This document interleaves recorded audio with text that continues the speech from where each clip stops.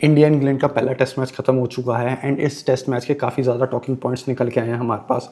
पहला तो इंडिया की फील्डिंग को लेके कि रोहित शर्मा विराट कोहली के एरा के बाद हुआ क्या, इन सब फील्डर्स को की स्लिप्स में इतनी कैचेस छूट रही हैं, आउटफील्ड पे इतनी कैचेस छूट रही हैं। जडेजा तक ने आउटफील्ड में एक कैच छोड़ी जो कि बहुत ही रेयर साइट होती है, बट ये चीज़ हमें देखने को मिली।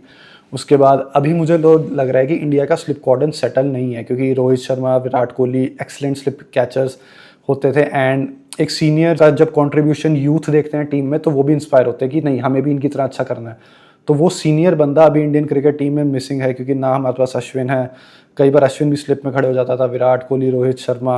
अब यशस्वी जायसवाल के पास बॉल बार बार आ ही रही थी, एक कैच छूटी, फिर दूसरी कैच छूटी। पहले इनिंग्स में हमने टोटल 5 कैच छोड़े, सेकंड इनिंग्स में भी हमने 2 कैचेस छोड़े। फील्डिंग तो इंडिया की बहुत ही ज़्यादा खराब रही इस टेस्ट मैच में। यशस्वी जायसवाल जितना बुरा कर सकते थे अपने इंटरनेशनल क्रिकेट के करियर में, फील्डिंग में वो उन्होंने, मेरे को लगता है, इस मैच में कर दिया। एंड होपफुली आगे कैचेस नहीं छूटेंगी, क्योंकि जायसवाल के बाद ऐसी कैचेस नहीं आ रही थी कि जो बहुत ही ज़्यादा मुश्किल हो या आगे ठप्पा खा रही हो, सीधा हाथों में कैचेस आ रही थी जो यशस्वी जायसवाल छोड़ रहा था। तो I think team management, fielding coach वगैरह स्लिप प्रैक्टिस वगैरह इनकी बहुत बढ़ाएंगे, क्योंकि अभी अगला मैच 2 जुलाई को है, अभी 8-10 दिन है। सो इंडियन फील्डिंग कोच को बहुत ज़्यादा मेहनत करनी पड़ेगी अपने फील्डर्स के साथ। सेकंड टॉकिंग पॉइंट इस मैच का ये है कि टीम कॉम्बिनेशन। मुझे टीम कॉम्बिनेशन इंडिया का जेन्युइनली पहले ही नहीं पसंद आया था।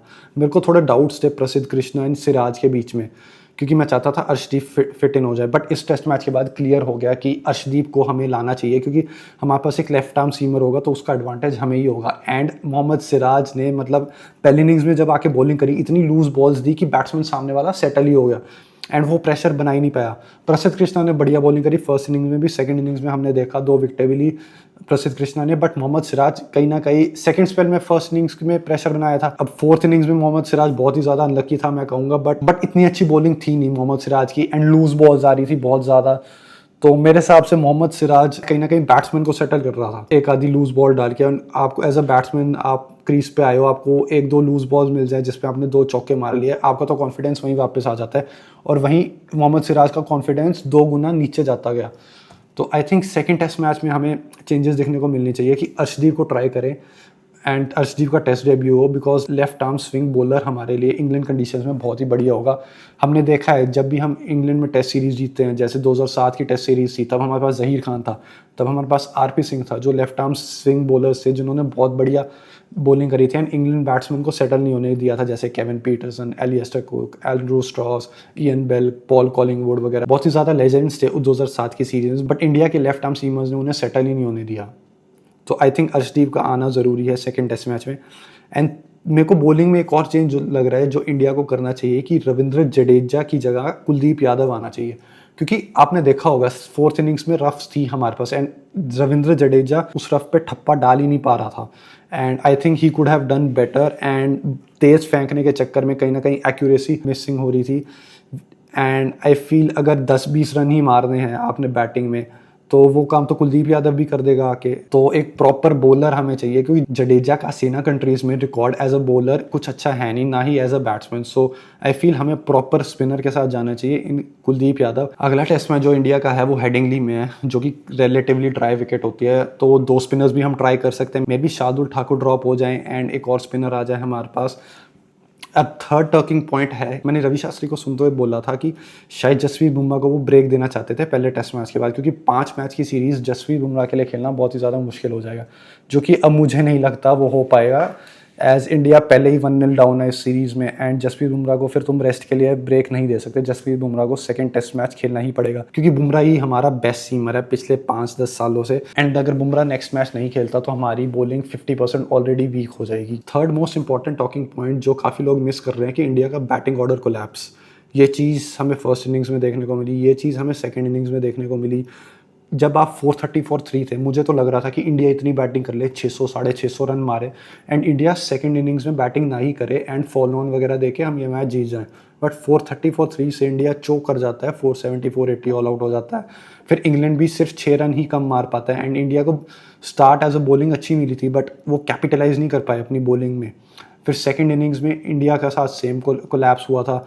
हम 300 फॉर 3 थे, उसके बाद 370 ऑल आउट हो गए एंड 370 का ही हम टारगेट दे रहे हैं। इंडिया को इस चीज़ के बारे में भी सोचना चाहिए कि हम कैसे अपना लोअर ऑर्डर कोलैप्स कर सकते हैं, क्योंकि ये इंग्लैंड की सबसे वीक बॉलिंग लाइनअप है। अगर आप 21st सेंचुरी में इंग्लैंड अटैक्स देखोगे ओवर द ईयर्स, अब स्टुअर्ट ब्रॉड भी नहीं है, जेम्स एंडरसन भी है, रिलेटिवली सारे के सारे नए बॉलर हैं except Chris Woakes and Ben Stokes. So I feel India को तो डोमिनेट करना चाहिए था, बल्कि हमारे लोअर मिडल ऑर्डर कोलैप्स हो रहे हैं। मतलब जिन कंडीशन से हम 500-600 रन मार सकते थे, हम 370 ऑल आउट हो रहे हैं, 470 ऑल आउट हो रहे हैं। तो इस चीज़ का इंडिया को एंड गौतम गंभीर को इस चीज़ का बहुत ध्यान रखना पड़ेगा कि हमारे लोअर ऑर्डर कोलैप्सेस ना हो। एक चीज़ लोगों ने नोटिस नहीं करी होगी कि जिस तरीके से हम पिट रहे थे पहली इनिंग्स में, मतलब 4 का रन रेट, 5 का रन रेट, किसी सेशन में तो 6-7 का रन रेट भी गया, जिस रन रेट से हम पिट रहे हो, एंड इंग्लैंड वाले कॉन्स्टेंटली हमारी पिटाई कर रहे हैं, हमारे अच्छे बॉलर्स को भी मार रहे हैं, बुमराह, सिराज वगैरह। प्रॉपर बैस बॉल क्रिकेट हमें देखने को मिला। इंडियन बॉलर्स फिर भी ट्राई कर रहे थे कि हम विकेट्स लें। तो कई बार क्या होता है कि अगर आप अटैक कर रहे हो, ज़्यादा ही अटैक कर रहे हो, जो हमने 2023 के वर्ल्ड कप फाइनल में भी देखा था कि जब हमने 3 विकेट्स ऑस्ट्रेलिया के डाउन कर रहे थे, बट हम अगले 15-20 ओवर, अगले 30 ओवर तक भी विकेट्स लेने का सोच रहे थे। ये नहीं कि हम थोड़ा डिफेंसिव हो जाते अप्रोच में, कि रन्स कम दे, थोड़ा प्रेशर बनाए इंग्लैंड के ऊपर, कि ईजी बाउंड्रीज ना दे, थोड़ा कवर्स, स्क्वायर लेग वगैरह, फील्डर्स को पीछे भेजें। बट हमारा स्लिप कॉर्डन पैक्ड था एंड बॉल कुछ कर नहीं रही थी, जिस चीज़ का फ़ायदा भी इंग्लैंड वाले उठा रहे थे।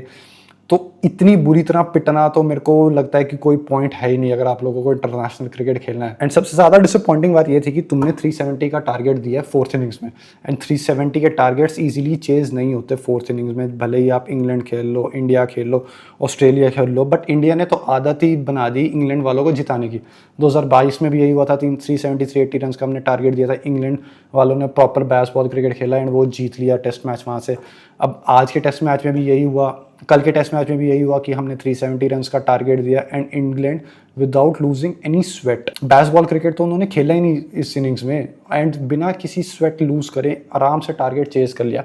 5 विकेट डाउन हुई, प्रॉपर टेस्ट मैच क्रिकेट खेला, अपने बैस बॉल स्टाइल को थोड़ा पीछे रखा कि नहीं ये कंडीशन टफ है, हमें कंडीशंस की रिस्पेक्ट करनी चाहिए, and single doubles, occasionally boundaries मारी। बेन डकेट के अलावा कोई ज़्यादा अटैकिंग क्रिकेट खेल नहीं रहा था, सारे डिफेंसिव क्रिकेट ही खेल रहे थे, which was a good thing for England. But India के लिए तो ये कंसर्न है कि अगर आप 300, 400, 500 रन का भी टारगेट दे रहे हो 4th इनिंग्स में, एंड आपके बॉलर्स रन लीक कर रहे हैं लिटरली, एंड कंडीशंस अगर आपके फेवर में ना हो, 5 और 6 रन पर ओवर की इकॉनमी से ही आप अपोजिशन को मैच जिता दोगे, तो ये तो बहुत ही ज़्यादा कंसर्निंग साइन है इंडिया के लिए कि जिस कंडीशन में सबने सोचा होगा 5th डे में जाते हुए कि इंडिया फेवरेट है, अब 370 रन दे देते हो लास्ट डे चेस करने को। एंड पहली इनिंग्स में तो शार्दुल ठाकुर को हमने बॉलिंग दी ही नहीं प्रॉपर, सिर्फ 6 ओवर दिए, उसमें 38 रन दिए शार्दुल ठाकुर ने, जबकि मोहम्मद सिराज ने 27 ओवर में ही 122 रन दे दिए 4.5 की रन रेट के साथ, 2 विकेटें भी ली। बट उस चीज़ का फ़ायदा ही क्या जब आप अपोजिशन बैट्समैन को लूज बॉल डालोगे एंड आते ही अपोजिशन बैट्समैन सेटल हो जाएगा, प्रेशर आप बना ही नहीं पा रहे। तो गौतम गंभीर एरा जो अब स्टार्ट हुआ है मेरे हिसाब से कुछ ठीक नहीं हुआ, क्योंकि हम न्यूजीलैंड के अगेंस्ट इंडिया में टेस्ट सीरीज हारे,